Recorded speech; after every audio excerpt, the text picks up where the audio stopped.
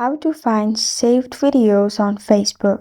Hi everyone, I'm here to assist you today. Without any delay, let's jump right in. First, open Facebook on your device. Make sure you're logged into your Facebook account. Then, click on the three lines at the top left corner of your screen. After you've clicked on the three lines, in here click on See More. After you click on See More, scroll down, you'll find Reels. Click on Reels.